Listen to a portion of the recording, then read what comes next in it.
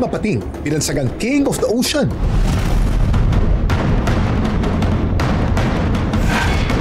Hindi mo nga raw gugustuhin makasalubong sila sa gitna ng dagat.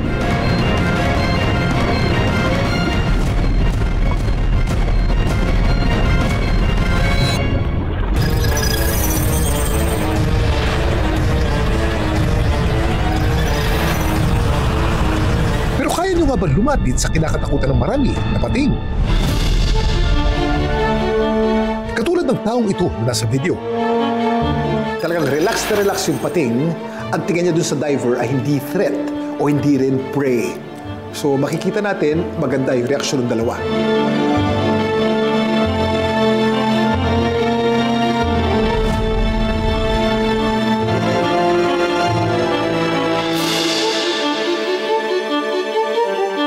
Happy New Year mga kapuso! Itaas ang kamay ng mga may New Year's resolution dyan na maghahanap na sila ng jowa. Uy, lumabas-labas din kasi kayo at makimingle sa ibang tao. O eto nga, taunahan pa kayo ng pating na ito sa Cebu.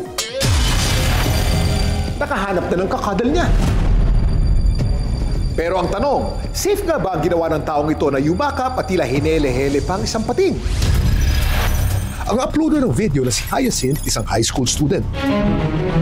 Naskandalo raw sa lambingan ng tao at pating. Kaya naman binidyohan niya ito at pinost online. At ngayon nga ay umabot na sa halos 80 million views sa TikTok. Namamasyal daw silang pamilya noon sa isang ocean park sa Cebu. Isa sa mga attraction doon ang dambuhan ng aquarium na ito na kinilalagyan ng nasabing pating. Makikita kasama niya rito ang iba pang labang dagat.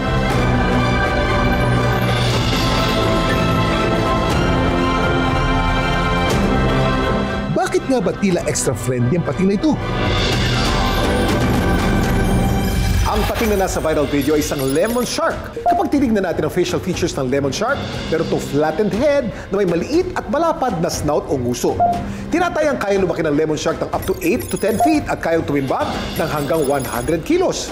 Pero isa sa mga visible features ng pating na ito ang kinakatakutan nating makita sa dagat, ang dorsal fin nila.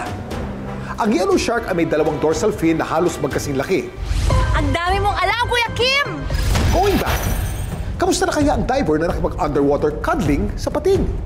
Safe kaya siya? Guys, sanay na raw siya makihalubilo sa mga pating na katulad ng nasa video. Pero tandaan, huwag pa rin basta-basta lumapit at yumakap sa mga pating. Pwera lang kung may pahintulot ito sa mga eksperto. Lemon sharks are, should I say, social sharks, no? Magkakasama sila usually in a group. Ikot-ikot sila at they learn. Ito yung mga klase na shark na natututo. Usually, ang ginagamit nila in order to detect yung an animal or a fish sa paligid is yung kanilang Ampullae lorenzini. It's in doon sa snout niya. Meron niyang receptor. Kaya ang payo ng eksperto. So nadidetect nila yung sudden change ng electrical impulse at saka yung vibration ng water.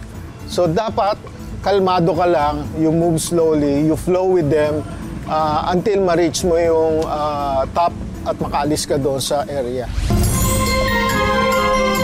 Kinakatakutan man ng karamihan, ang mga pating hindi naman daw talaga man-eater by choice.